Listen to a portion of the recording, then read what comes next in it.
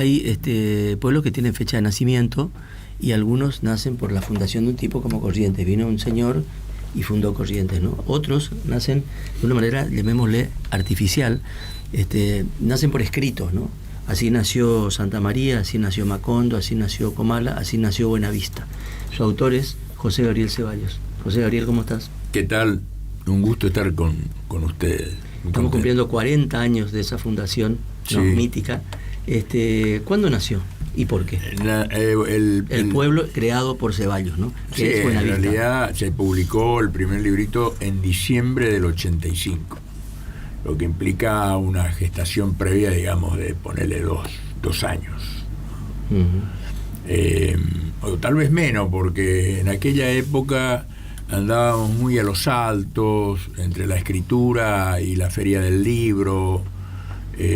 Yo volví a Alvear a vivir, me estaba acostumbrando a mi trabajo nuevo, que era en el campo, o sea, todo se hacía de una manera muy convulsiva casi, y entre esas convulsiones nació Buenavista. Se publica en diciembre del 85, y el librito, bueno, obviamente no, que estuvo parado durante ese periodo de fiesta y qué sé yo, y en el 86 se presenta por primera vez, que fue en Buenos Aires. ¿Cómo hace un escritor para contener en su cabeza, en su alma, en su corazón, en su pluma, el nacimiento? ¿Cómo hace para contener todos esos personajes durante 2 años, por ejemplo? No, es que no nacieron, los tipos nacieron, los personajes, quiero decir, nacieron muy macanudamente, de a poco, como...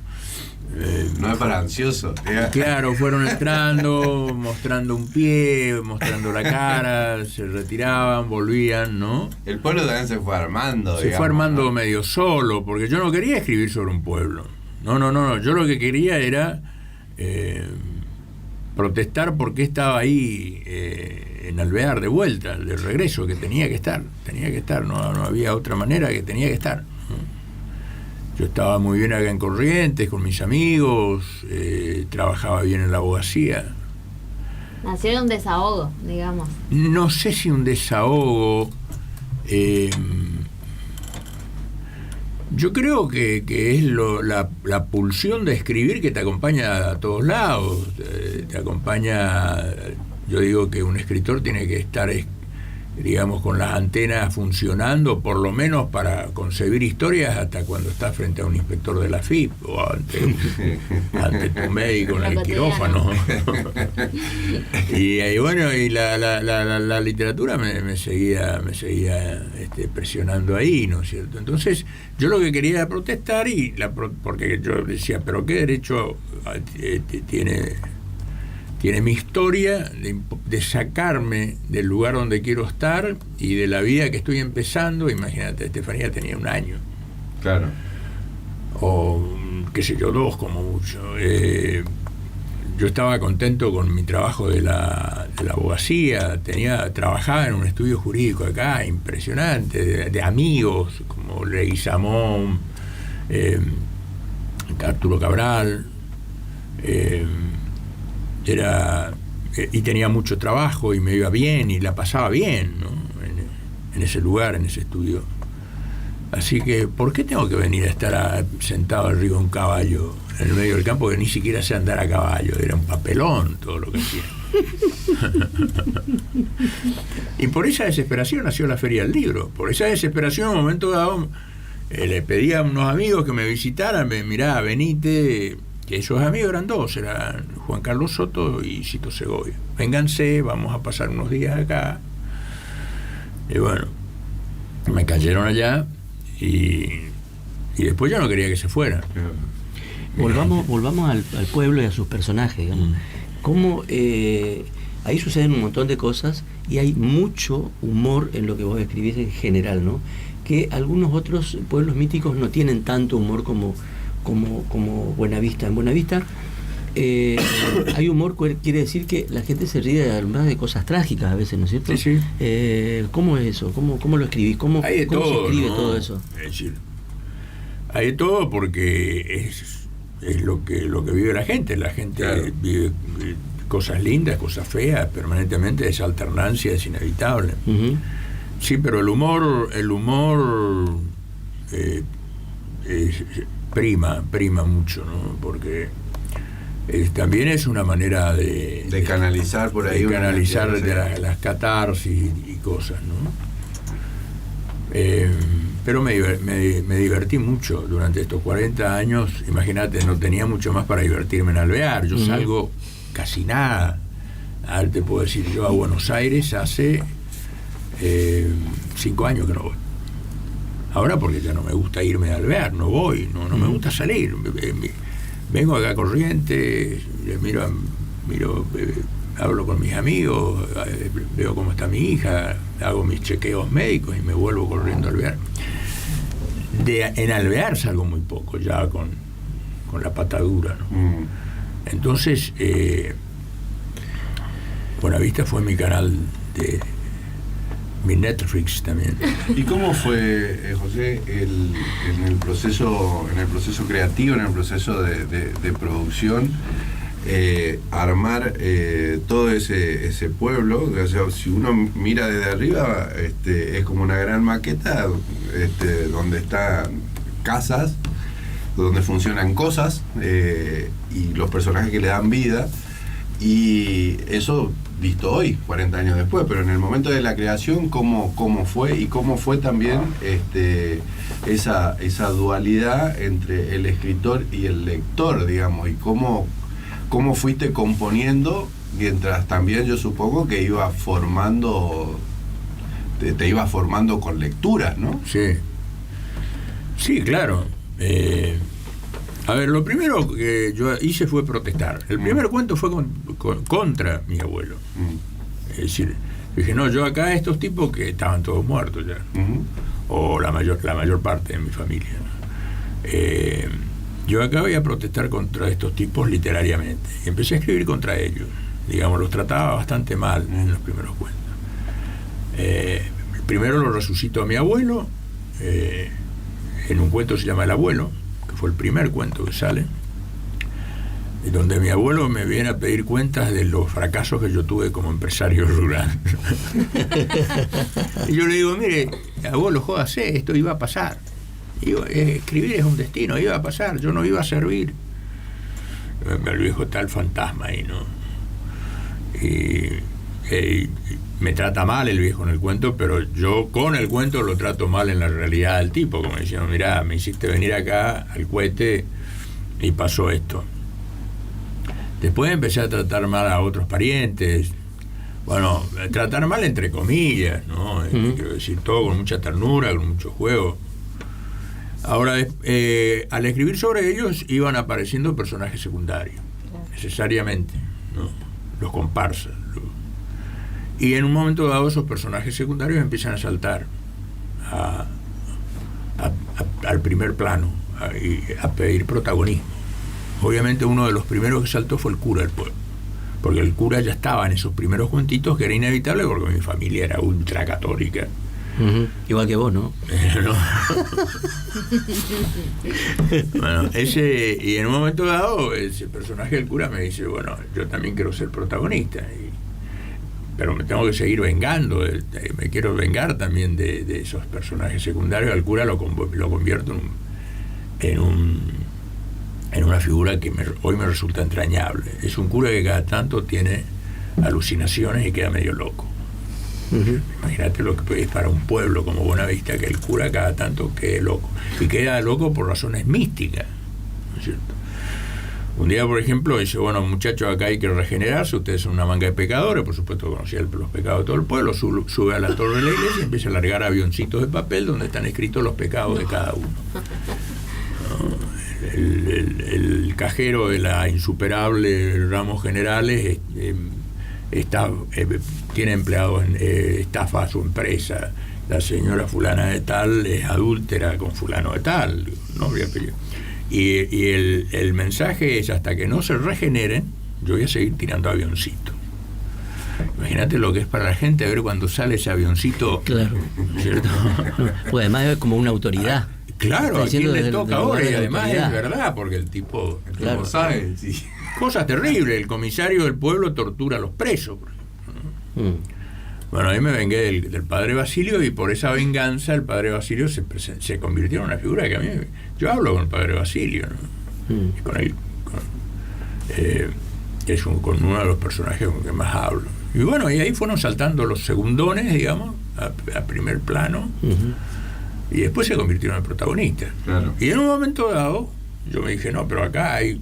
Obviamente todos los cuentos de Salinas tenían un común denominador, que era ese ambiente, que era muy parecido a Alvear, por eso ahí me empecé a creer de que Alvear algo tenía que ver con Buenavista, y le puse un nombre ficticio al lugar y quedó Buenavista, que es un nombre un poco que juega con lo perdido que está en el mapa, ¿no? Es el pueblo, un pueblo tan poriajú, tan con ese nombre que es lindo, optimista, elegante, Buenavista. Sí.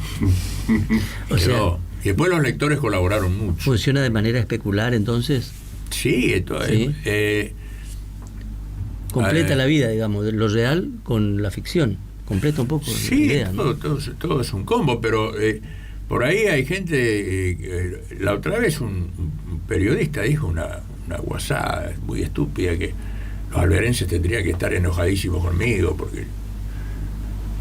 y no es así, todo está tratado con mucha ternura. Además, los personajes ficticios no tienen un correlato, digamos, con la realidad tan literal. Claro, está todo metamorfoseado. Por ahí hay un personaje que no existe hace 50 años, pero yo me acuerdo porque existió en mi infancia.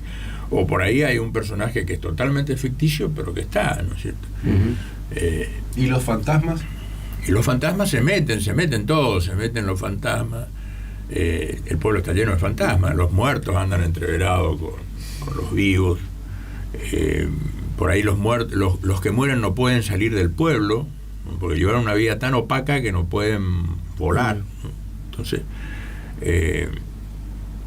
pero se meten los personajes mitológicos, que allá son muy normales, el lobizón, yo vi un lobizón, qué sé yo, el bombero, los bandoleros míticos, el gaucho lega, todo eso, andan, cada tanto aparecen en un cuento, ¿no? Por lo tanto hay como, para decirlo en palabras un poco de Mallea, hay un sentimiento correntino de la vida ahí, ¿no?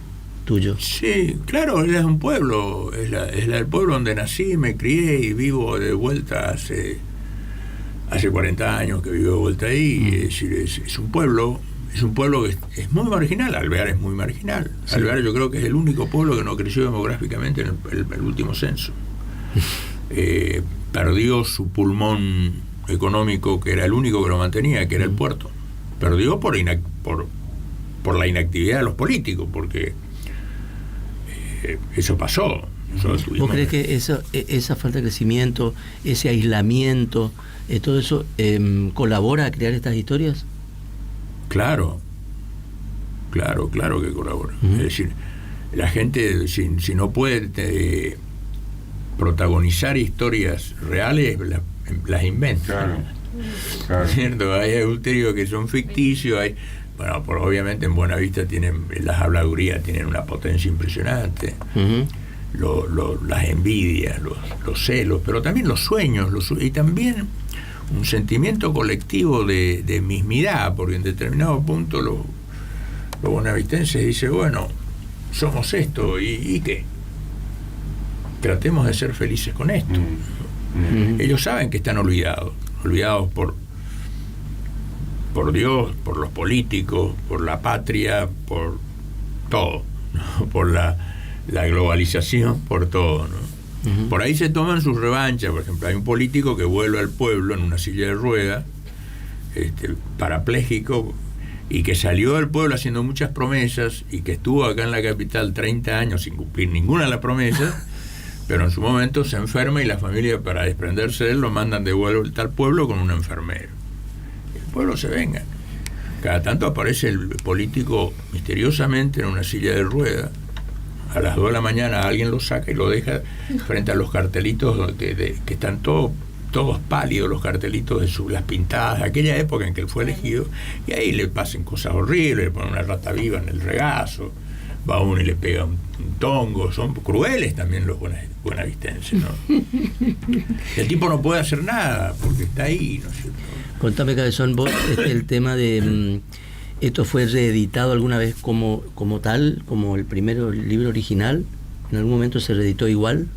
¿O fue reeditado y corregido? No, las antologías fueron todas corregidas. La primera salió en Brasil, con una traducción de Sergio Faraco hace muchísimo tiempo. Que por ese mecanismo justo del intercambio que teníamos con los brasileños en Porto Alegre, yo en algún momento mis amigos de allá leyeron, no, vamos a editarlo acá, me consiguieron un editor. ¿Y por qué corregiste? ¿Cómo? ¿Por qué corregís? Corrijo porque es una obsesión. Yo corregir ahora los tengo a los de Moglia, los tengo locos con este librito que sale. Corrijo. O sea, no. Corrijo en las galeras y corrijo. Y no te digo nada lo que sufro después cuando por ahí leo el cuento. 10 años después, y me parece una porquería. Bueno, pero eso es como natural, que no suceda sería malo, digamos, ¿no? Sí, las historias suelen no fallar, raramente fallan. El tema es cómo las pones, porque uno va, por un lado, creciendo como consumidor de literatura, como lector, que tenés que leer. Claro, es tiempo. Todo el tiempo, pero por otro lado va menguando tu capacidad también de precisión, por ejemplo. Ese es el problema de la vejez para mí. Yo ya desconfío de lo que escribo. Desconfío terriblemente porque veo que me falta precisión. Y lo triste es que la historia, yo sé que... ¿Precisión en qué sentido? ¿De en la palabra? ¿O en el lenguaje? No, en el lenguaje, en la exposición, en la como es la dosificación de la atención. Por ahí dosificás mal y el cuento se arruina. Y eso pasa. ¿Tú tenés una fórmula para hacer eso o sale naturalmente? No, es un despiole, no hay fórmula. Generalmente rayo papeles y cuando los quiero encontrar no los encuentro, o encuentro papeles viejos y los archivos de la computadora lo mismo, ¿no? Pierdo cuentos, hay un montón de cuentos que se me perdieron. El fuerte para mí es la imaginación. La historia, que sea una buena historia, que yo me haya reído antes con la historia o me haya... sí, que genera alguna emoción, ¿no? La bronca o la risa, sí. La tristeza. Y escribe a mano, que no es... No, sí, escribo rayo papeles sueltos, que ya te digo, papeles son de piole. Y por ahí me hago un archivo en la compu y por ahí pierdo el archivo. Pero la historia, cuando es fuerte, te sigue, te instala, te persigue la tipa. Y hablemos de una cuestión más formal, que es la típica pregunta a un escritor, que es cuento o novela. Parecería ser que al comienzo fue el cuento, ¿no? Y luego también la novela. ¿Cómo te sentís con estos géneros? ¿Dónde estás mejor? Yo estoy mejor en el cuento siempre. ¿Por qué? Pero porque es más fácil. O sea, usted lo escribís, después ya corregís el producto hecho. Imagínate lo que es cuando se te cae una novela de 150 páginas. Te querés matar y andás mal y tu mujer y tus hijos te quieren echar de la casa. Son 150 páginas, ¿no? Sí. Además con todo el proceso de haberlas escrito, te quiero decir, no es que salen, no, son 150 páginas que cayeron a las 30 y después volvieron y después cayeron a las 70 y resucitaron y de pronto se te caen a las 150 y se te caen. Yo tengo 2 o 3 novelas que las considero ahí finadas a las tipas. Vos tenés la idea y escribís. Te estoy haciendo preguntas más de principiante, digamos, porque tenés la idea y la escribís, partís de una idea o empieza con un personaje. ¿Cómo escribís? ¿Cómo comienza? La idea. Y la idea te la da la realidad, a veces te la da la imaginación, la realidad pasada, la realidad presente. Hay un ejemplo bien claro. Hay un cuentito por ahí que no me acuerdo el título. Ustedes se acuerdan de lo que, bueno, siempre esta provincia fue el color rojo, el color azul, sí. Famoso. Ustedes saben, un día yo entré al banco y vi un tipo con un enorme pañuelo azul. Y yo estaba ahí haciendo una mansadora para hablar con el gerente, ¿no? Y le había al tipo, un ganadero de alvear, un pañuelote así. Y yo sabía que el tipo era fanático, el padre había sido dirigente, y el abuelo y el tatarabuelo. Liberal. Ultra liberal. Y sabía del odio que se tenía en esa época con los autonomistas. Y por ello digo, ¿y si a este tipo le cambian el pañuelo en el cajón? Y ya no lo puede sacar. Le encajan un pañuelo rojo. El cielo para este tipo es un cielo liberal. Claro. Para él, el cielo es encontrarse con los caudillos liberales muertos. ¿Cómo va a entrar en el cielo? Al cielo imposible se llama. Y ese es el cuento. Y me lo dio la realidad de mirar a un tipo con pañuelo azul, ¿no? Entonces la realidad te tira las ideas muchas veces. Es una anécdota y después está vestida, digamos, ¿no? Después vos le haces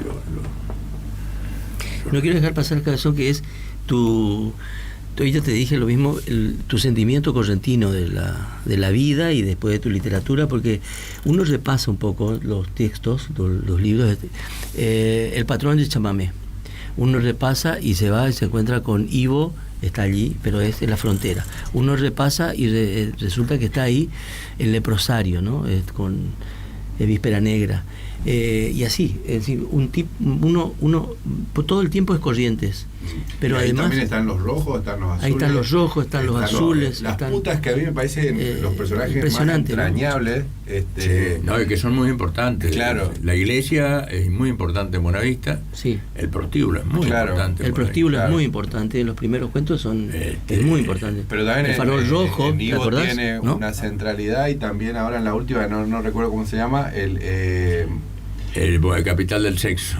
Eso es el capital del sexo. Pero también en uno de los espera que te digo acá, el caudillo inolvidable, la negra Cira. Ah, claro, era una prostituta. Pero es un personaje. Bueno, igual que el farol rojo, cabezón. Sí, el farol rojo es un mito. Yo me acuerdo cuando yo te conocí a vos, que vos ya habías hecho. No digas dónde, porque. Hace muchos años. Lo primero que me preguntaste en Alvear, que fue en Alvear donde nos encontramos. Sí. Y vos me preguntaste, che, cabezón, ¿el farol rojo existe? Y yo te digo, claro que existe. Y te llevé y te mostré, y tenía un cosito, unas lucecitas rojas, ¿no? Afuera ahí le mostré, mira, ese es el farol rojo. Bueno, pero está Corrientes, quiero decir, pero además porque sos un gran lector de literatura correntina. Sí, claro. Hay mucho todo el tiempo presente, ¿no? A mí me dijo una vez, mira, no sé, eso me salió de zapallazo, pero me dijo una vez Paolo Antonio, un escritor que ya se murió, una vez en un almuerzo en Buenos Aires, me dice, ¿dónde vas a presentar? No, era un libro que salía. Y digo, bueno, acá, puede ser acá. Mira, tenés que hacerlo en la Casa de Corrientes. ¿Cómo es eso? Mira, Ceballos, el tipo era catamarqueño riojano. Me dice, mira, vivía en Buenos Aires hace un montón de tiempo. Tratá de no perder tu identidad. La identidad siempre es importante, pero en este oficio es vital, porque la identidad, tu mismidad más profunda, es la que te va a dar los temas, no te va a dar otra cosa. Es al cohete que te pongas a especular, que puedo ir por acá y no puedo ir por allá. Y vos te das cuenta que es así, ¿no es cierto? Es el tipo, trata de presentar una Casa de Corrientes, no pierda las coordenadas de los... Es así, ¿viste? Estos gurises que hoy funcionan tan bien, que son geniales, Marianito, Selva, sí. Busquet en su momento, que lamentablemente ya se murió tan temprano, pero todos prendidos de su identidad.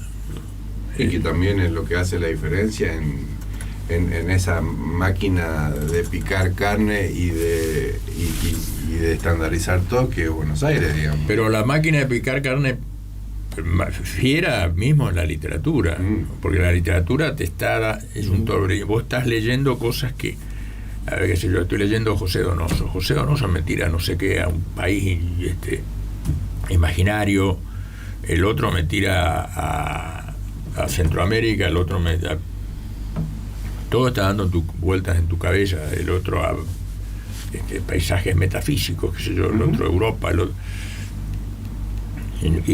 y lo que no tenés que perder de vista es lo que vos sos, porque de ahí van a brotar los temas. No es aquello de ser correntino no es eso.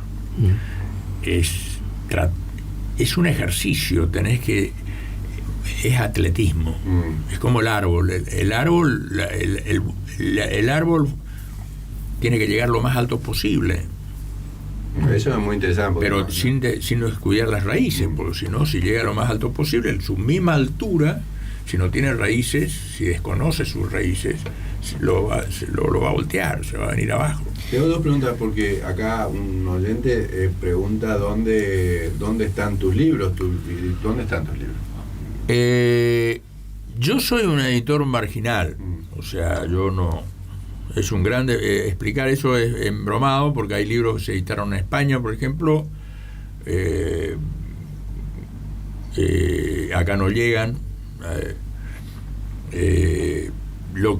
Por eso opté por editar en lo posible en las editoriales regionales, claro, que están a mano. Hay varios libros en Contexto. Contexto edité 3 libros, 4 creo. Moglia edité 3-4 libros. Edité alguno con Palabrava de Santa Fe. Sí. Porque si no, qué sé yo, el editor no sabés. Pero este libro que estamos recordando, ¿dónde está editado? ¿Cuál? El Buenavista. Lo de Buenavista lo van a encontrar. Un acceso rápido a Buenavista son los fabularios, que son 35 cuentos cada uno. Primero y segundo fabulario. Acá en Corrientes lo pueden conseguir en Moglia Ediciones, el segundo fabulario de Buenavista. Ahí hay una selección de cuentos que yo en un momento dado hice y... Pero no es aquel primer libro editado. No, eso ya 85. No, el oidor ya no existe más. Yo tengo un ejemplar que... El oidor y otros cuentos. El oidor y otros cuentos, eso salió por Botella al Mar, la vieja y querida Botella al Mar.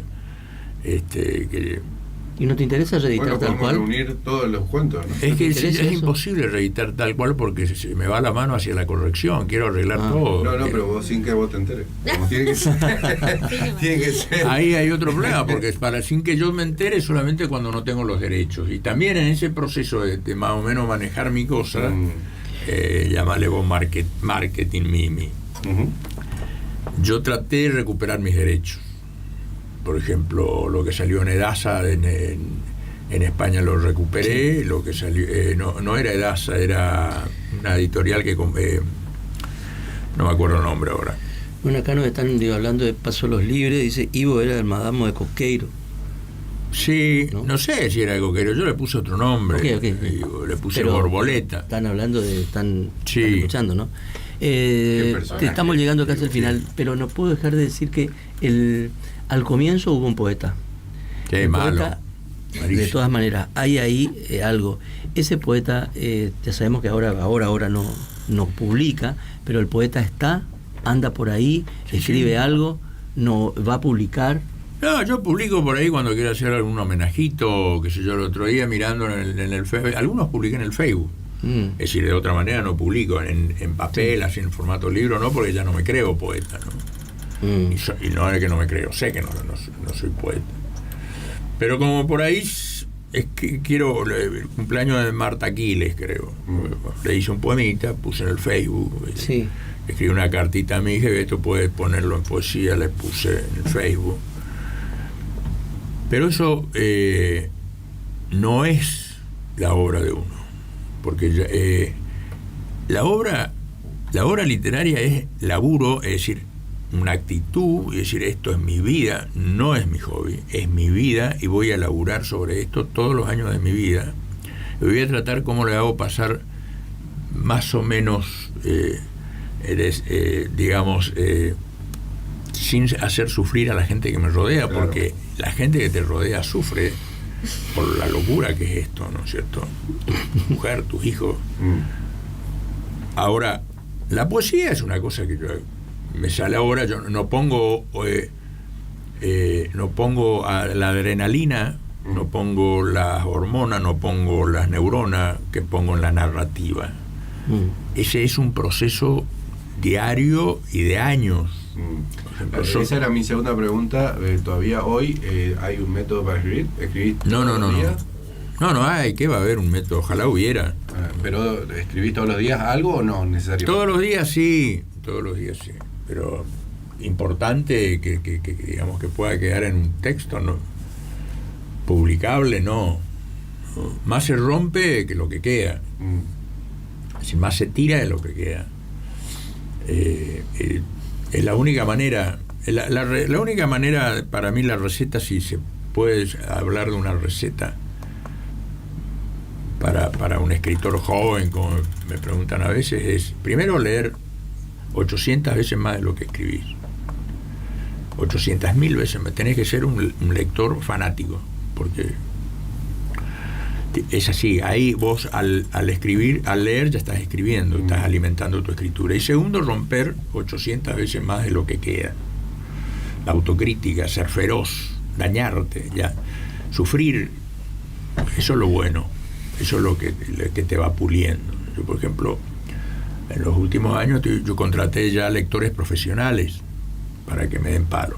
Es masoquista la cosa. Claro. Porque mis amigos ya no me dan palo. Es decir, por piedad o porque saquémonos encima este tipo, sí, una maravilla lo que escribiste. Ay, cómo que copó. Y eso a vos no te ayuda, claro. Escuchame, Cabezón, ¿cómo es van a haber celebraciones? ¿Dónde Sí. van a ser? Contanos eso. Y Bueno, ahora lo que va a haber es una muestra. Sí. Las dos cosas que están puntuales son una muestra que se hace el 27 de junio, que cuando se presentó el Oidor en el 85, sí, éramos muy jóvenes, teníamos 29, 30 años, qué sé yo. En ese fervor que era en ese hervor que era la Feria del Libro, se juntaban muchos plásticos, y conocíamos muchos plásticos y artistas plásticos. Sí. Y en un momento dado me dijeron, che, Cabezón, ¿por qué no ilustramos tus cuentos? Y otro salta por ahí y dice, no, ¿qué ilustración? Eso ya está viejo. Además, ilustrar cuentos es una cosa medio estúpida. ¿Por qué no hacemos otra cosa? ¿Por qué no hacemos un experimento? Hagamos una muestra. Y vos presentás el libro en el contexto de esa muestra. Se hace la muestra, y cuando se cierra la muestra o cuando se abre la muestra, vos elegías y se hace la presentación del libro. Bueno, fenómeno. Surgió una muestra como de 30 cuadros, algunos enormes, y andábamos con esos cuadros. 3 presentaciones hicimos, en realidad. Una en Buenos Aires, una en Santa Fe y una en Posadas. Acá no llegamos, porque cuando teníamos que hacer acá ya estábamos cansados de arrastrar esos cuadros. Incluso a Buenos Aires nos fuimos en colectivo. Claro. Unas cosas enormes. Escucha, ¿y ahora se van a presentar? A los 30 años de Buenavista, mi mujer, que fue la que armó la muestra. Sí. Porque en realidad la idea de esa primera muestra fue de mi mujer y Huguito Piedrabuena, que fue un médico que vivía en Alvear, que ya se murió, un amigazo. Y a los dos les gustaba mucho la plástica y tal. Y ellos fueron con los que urdieron junto con los artistas que más o menos frecuentaban Alvear en esa época. A los 30 años tratamos de hacer, pero esa muestra ya no estaba. Y había vuelto a casa después de esas 3 presentaciones a mi casa, pero de mi casa fueron saliendo muchos cuadros. Porque regalaba a amigos que venían a visitarme, o porque los autores, los pintores querían... mirá, me llevo esto, ¿qué te parece? Te dejo esta, pero esto me llevo, porque la pongo entero, porque quiero quedármela. Quedó menos de la mitad de esos cuadros. Pero eso se va a exponer. A los 30 años no pudimos juntar toda la muestra, esa era la idea, pero ahora a los 40 años dijimos, no, en vez de pretender juntar toda la muestra, porque ya hay cuadros que están en manos de gente que no conozco, tratemos de complementar como para armar un número suficiente de cuadros. Y ahí buscamos un poquito entre lo que yo tenía, que ya no era el primer libro, de esa muestra del 85, y se armó esto. Que es lo que se va a hacer. Para mí es una cosa impresionante, porque como algunos de esos, son 5 o 6 de esa primera muestra, 5. Soto Llanes Cura, Sí. de Corrientes, Vergés y Melo de Buenos Aires y 2 entrerrianos. Bueno, es como si los que ya no estuvieran. Sí. Me están ayudando. ¿Va a estar cuánto tiempo eso ahí? ¿Y Eso dónde? va a estar solo una semana porque yo tengo que ¿Dónde? devolver cuadros y... ¿En tu casa? No, acá en la Sala del Sol de la UNE. Ok. Acá se va a estar es una muestra preciosa, yo te digo, no es mérito de Ceballos escritor, ni de Ceballos, nada. Es el mérito estético de esas obras. Son preciosas. Soto, por ejemplo, hay 7 cuadros de Soto. Sí. Grandes, ¿no? Sí. Y con colores. Hay un cuadro, Melo, porque ahí estuvo la magia de ese experimento.